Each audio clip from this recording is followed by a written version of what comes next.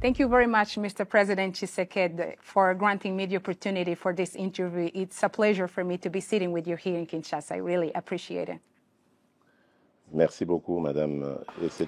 Thank you, Madam. We are also proud of you and we are honored to be interviewed by the only African journalist in the White House. You're welcome to Kinshasa, you along with your delegation.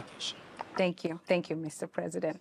So to begin, I would like to hear from you. How would you describe the current situation in the Democratic Republic of the Congo, Mr. President? Yeah, this is an unjust situation as it's imposed to us. We are victims. We have started so many sites in the Democratic Republic of the Congo. The first one was the one which was consist of building peace. I visited all the 9 neighboring countries to the DRC. I met my counterparts to talk about the necessity of developing common development program for the benefit of our populations. The other project was the one consist of rebuilding our country with infrastructures, and the other one was speaking to the social aspects. We launched free education program, and we are working on the universal health coverage so that we can improve access to health care for all Congolese citizens. And while we were working on all that, we were victim of the unjust war that's hiding looting intentions, the intentions to loot our mineral and agricultural resources. This is unfortunately the unjust situation that we are experiencing. You mentioned a few times injustice and victim. What would you like the international community to better understand about this conflict? Something that maybe it's often overlooked or misunderstood. Well, the international community should understand that this started from the genocide from Rwanda in 1994. Back then, the DRC was called Zaire, and the Zaire president, late Mobutu, was invited to open the borders to receive the Rwandan refugees that were running away from genocide. But unfortunately, among those victims, there was among them genocide causes, doers, and we would have done it otherwise in order to control those genocide doers. But we gave to Rwandan army the authority to enter the Congolese territory and to sort that issue. And from that time on, the crisis started in the DRC, and the international community have forsaken us. And we are victims, and we have millions of victims recorded since then. Now, we believe that the international community ought to take side with us and help us sort this situation. That's why I would like to hereby thank the Trump administration for the efforts they are doing, and I'm even convinced that this will be successful. And I really want to say that finally the international community, through the United States taking the lead, have understood that they needed to help the DRC people. Let's then talk about this upcoming peace deal signing ceremony. What is this peace deal about? Can you explain? Well, there is nothing magic in this agreement. As I just said, it's all about the awareness within the U.S. administration, the awareness on the conflicts that exists for about 30 years and which has caused millions of victims. So, just like any other initiative, it consists of ending the war and achieving the unconditional withdrawal of all the armed groups and all. In addition to that, we also have to come to a solution to this war, which is basically an economic war. And just to give you background, I just said it. This is something I've tried to do when I took office in 2019. I went and paid visit to neighboring countries.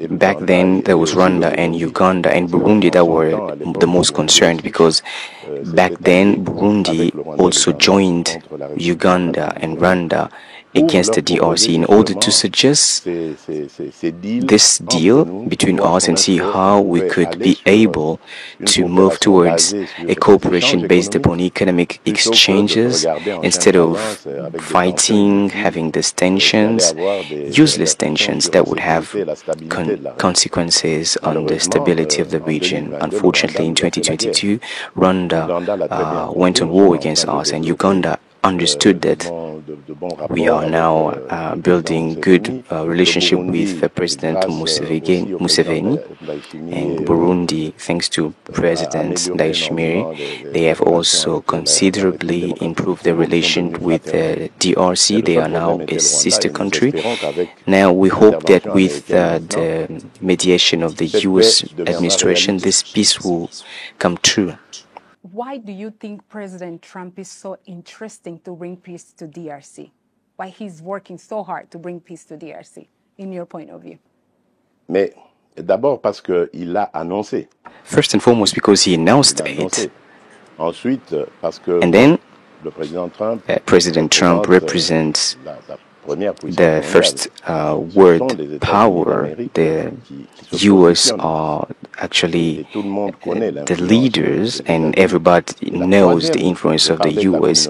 I was talking about the international community, and I believe that the United States has some responsibility in what's happened in the region. This might not be to mean that they are guilty, but they have the responsibility, which is that they trusted a regime, Rwandan regime, that was involved in the genocide, and as they were trying to correct the mistakes they made, they even caused other mistakes and other crises in the DRC. And I think this awareness from the US administration will change the tide.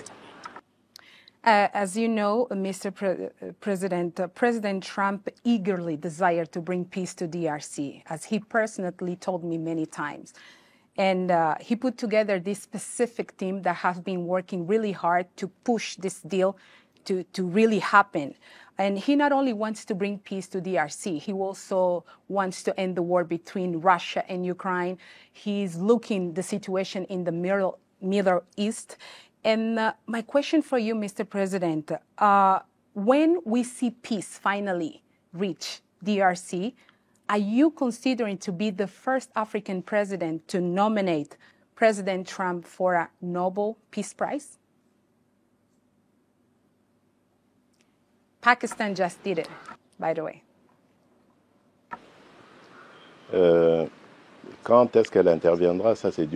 When would we achieve peace? God alone knows. I owe something to President Trump. I acknowledge that he really considered this issue personally, and we really owe acknowledgement for this. He appointed a very ineffective team led by Dr. Massad Boulos. They are working with, in collaboration with our friends from Qatari, and also with the presence of the African Union, led by President Faure Gnassingbé.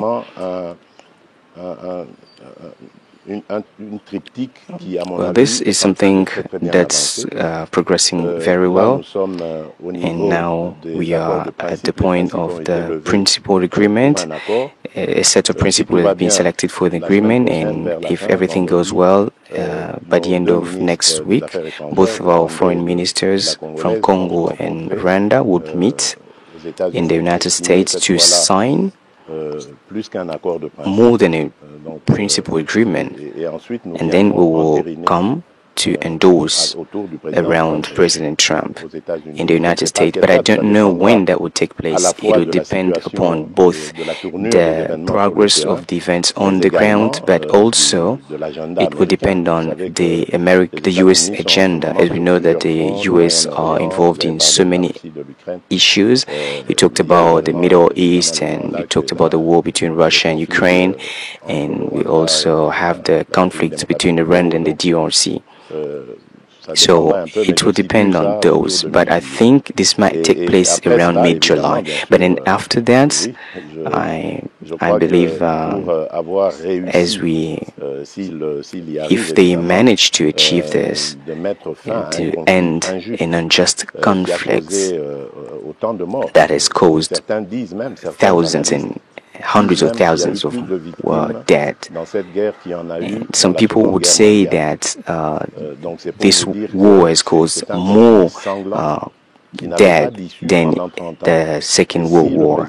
And I think if President Trump, thanks to his mediation, managed to definitely end this war, he would really deserve this Nobel Prize. I would go the first to vote for him. And Mr. President, as we know, the narrative about the Democratic Republic of the Congo around the world is not good. Many people see this country as a very corrupted country and with problems with bad governance. When this peace deal is finally reached, are you planning to lead a very deep work combating corruption in this country? No, not at all. Let's talk about this issue on corruption. Generally, the DRC is stigmatized. Of course, corruption exists everywhere in the world. Even in democratic countries everywhere here, you would hear about corruption cases. So this is not something that is very specific to the DRC alone.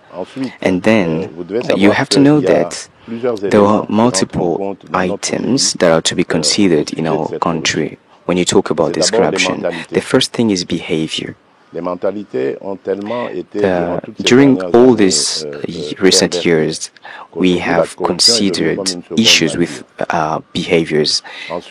Consequently, corruption is very key and very obvious in Africa, Congolese people. And then we also have this legal system of the country, which should see to sorting this issue. And we also have the social conditions, meaning the salaries that are making it difficult for other people to eat ends to mouth. And this is something that we have started working on since I took office in 2019. We started fighting against that. I have established multiple mindset change mechanisms, and there is a unit that's focused on that, and there is another one that's fighting against corruption via sensitization and denunciation. I started reforms, and today I think it's not perfect yet, but still we are working on it. Have you seen progress? Yes, of course, we've recorded progress. I will mention that the third element is the revenues. When I came to power, the budget of the DRC was around $1 billion, and today we have tripled this amount, and today we are able to collect that thanks to the mechanisms that we have established. We have collected more revenues, and we are also going to mobilize our efforts as we have to diversify our economy. We are going definitely to enlarge our we're going to have the possibility to improve the effectiveness of the justice and the legal system, and this would enable us to reduce the impact of corruption on the economy. So we just need some time, and we also need peace and stability. This will allow for us to achieve all this.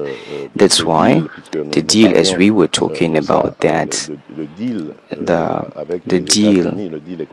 economic deal with the United States is well perceived here, as this will allow for us to not only extract our minerals and to also assign responsibles for those, but also to process them and transform them locally by improving our energy capacity of transforming or providing value addition, creating job and wealth, and this will allow for an economic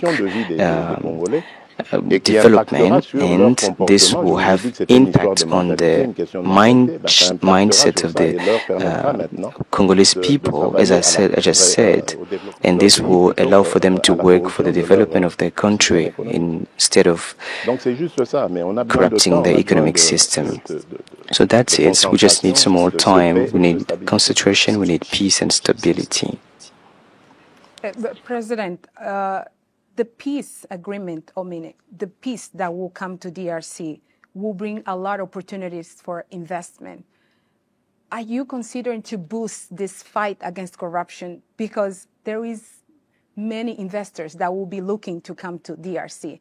But the current situation is not the best. Still, corruption is there, even though President mentioned there is a lot of effort being done to fight corruption. But are you planning to boost this fight against corruption? Of course. But we did not wait for this economic deal to launch these initiatives. I'm already talking about what we've done with our Chinese friends. When I came to power, I saw injustice in the partnership that China signed with the government, and I sorted that injustice. I traveled to China and I spoke with the leadership, and I told them that I was expecting a win-win partnership, but unfortunately I noticed that here China was taking most parts of the benefits than the Congo, and our Chinese friends accepted to review that, and now we are trying to rebalance things regarding that. Now, of course, this deal will have impact on not only the life standard, the living standards of the Congolese citizens, but also regarding the behavior, the mindsets, which is very vulnerable to corruption. When you have financial capacity, you are less vulnerable to corruption. So that's it. And how do you plan to ensure security for foreign investors in the areas that were in conflict? Yeah, for those areas, today we are fighting against these conflicts. We are trying to eradicate thanks to this mediation by the US, which I commend, but also through capacity building of our defense forces and security forces. And regarding that, I believe we were very unsuccessful, and even the last aggression by Rwanda and the city of Goma and Bukavu demonstrates that we have been very unsuccessful in our defense system. But of course, it's thanks to reforms, partnerships, and also investment into that institutions, namely intelligence service and the army. This will allow for us to improve this protection system for the citizens and for our borders. So that's what we are preparing. And I believe this investment will be welcome, since they will allow for the DRC as well as for the US to build more ties, and consequently we will have more common interests to preserve, and the US experience will also be very beneficial for us in that time. And do you have policies to engage the Congolese diaspora in national development? There is a lot of Congolese very talented and with skills that can also bring their knowledge to develop the country. Are you planning to have any policy to engage those Congolese people in the diaspora? Well, the first policy, as far as I'm concerned, is the law on nationality. As you know, today, Congolese nationality is exclusive. This means when you have Congolese nationality, you have no right to have another nationality. While we have lots of citizens from the Congo and who have gotten additional nationalities. So we have to really fight for this principle. But in the Congo, it's very sensitive since we have borderline conflicts, namely the conflict with Rwanda, where we saw that we were victim of infiltration. These Rwandan citizens came and introduced themselves as being Congolese, so this is a very sensitive topic. And the second thing that we have already started doing, which is cancelling visas for citizens with Congolese origin. Even though they have another additional nationality, they have the right to come back to the Congo without any visa requirements. So this is something effective since I took office. Now we're also working and trying to come up with taxation incentives for those Congolese people that would come back to the Congo with the purpose of investing. But of course, you talked about those who have knowledge and skills, maybe professors or doctors. We're also trying to improve conditions thanks to the development program of 145 territory development that I have established with the purpose of improving the living condition in those territories that are living in unsecure conditions. We are building agricultural feeder roads, schools, have facilities, administration offices, in order to make life more comfortable and fight against rural exodus. And I believe all of this will have impact on the decisions of our fellow countrymen that are living abroad, that will decide to leave the United States and come to the countryside, somewhere in a remote area in the Congo, maybe in Ituri, Chopo, Kasai, and you name it, to go and contributes to development. So these will be the major pillars that we are developing. As I just said, it takes peace and stability because it's impossible to achieve such without peace and stability. Mr. President, I have one more question that probably many Africans are trying to listen from you. In your point of view, what is so difficult for Africans to find solutions for their own problems? For example, what went wrong with Luanda process, Nairobi process, African Union, SADC, all those Africans trying to bring solution for this conflict between DRC and Rwanda, that at the end of the day, DRC ended up looking for solution in Doha, and now is the United States leading this peace process? Madame, vous avez posé une question vraiment, well, you've asked a very key question, which speaks to the very necessity of the existence of Africa. And I'm very against this sort of hypocrisy that we have between Africans. We easily talk about African solutions to African problems, but to some point, thanks to this trial, this unjust crisis that we've been experiencing caused by Rwanda, it's helped me have a clear view of this slogan, which is void. And we had proof and evidence. We were subject to Rwandan aggression, but I did not see African countries, at least not many African countries, that would stand and claim against that. Some counterparts would approach me and tell tell me during some forums and African forums, they would tell me something in private, but they would not be able to say it openly. And I have to really commend President Lorenzo, who is an excellent mediator, who really tried his level best to achieve this peace. And if there was if we managed to meet in December 15 in Rwanda, we would be able to sort this issue with the crisis. I also commend some SADC countries that have supported us. I would mention South Africa, Tanzania and Malawi. These are countries that have really considered this seriously in order to make progress. And also have to say thank you to Uganda, Kenya and Burundi, basically Burundi.